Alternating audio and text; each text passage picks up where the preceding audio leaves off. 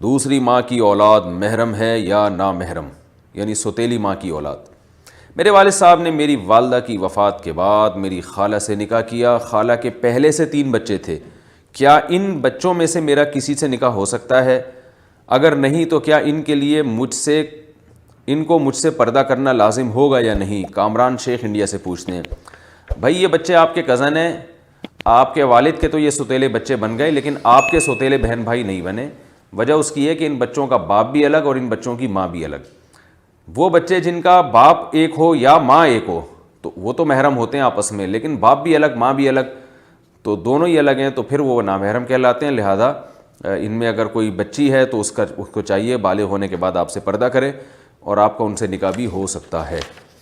مرد کے لیے بالوں میں ہیئر بینڈ لگانا۔ آصف صاحب کشمیر سے پوچھتے ہیں، میں لمبے بال رکھنا چاہتا ہوں، اگر انہیں سنبھالنے کے لیے ہیئر بینڈ لگاؤں تو کیا یہ جائز ہوگا؟ جی، مرد اگر لمبے بال رکھے اور بار بار ان کو سنبھالنا مشکل ہو رہا ہو تو وہ ان کو سنبھالنے کے لیے ہیئر بینڈ لگا سکتے ہیں، پیچھے کی طرف لے جا کے۔ ایسا نہ ہو کہ اوپر چٹیاں بنانا شروع کر دیں، پیچھے جو بال جاتے ہیں ان کو ہیئر بینڈ سے ان کو باندھا جا سکتا ہے، اس میں کوئی حرج نہیں ہے۔ رسول اللہ صلی اللہ علیہ وسلم نے جو ہے نا عورت کو حکم دیا ہے کہ وہ جب بالوں کی چٹیاں بنائے گی تو اگر وہ بال جب گوندے جاتے ہیں نا بہت اچھی طریقے سے، تو غسل جب عورت پہ فرض ہو جائے تو اس کے لیے بال کھولنا ضروری نہیں ہے، بس بالوں کی جڑ میں پانی پہنچانا ضروری ہے۔ اور اس کے تحت فقہاء لکھتے ہیں کہ مرد نے اگر بالوں کو گوندا ہوا ہو اور اس کی یعنی گویا کہ ایک طرح سے پیچھے چٹیاں بنائی ہوئی ہو تو مرد کے لیے بال کھول کے غسل کرنا ضروری ہے۔ تو اس سے پتہ چلتا ہے کہ اس زمانے میں مرد بھی بڑے بال رکھتے تھے اور بعض دفعہ سنبھالنے کے لیے ان کو باندھ بھی دیا کرتے تھے۔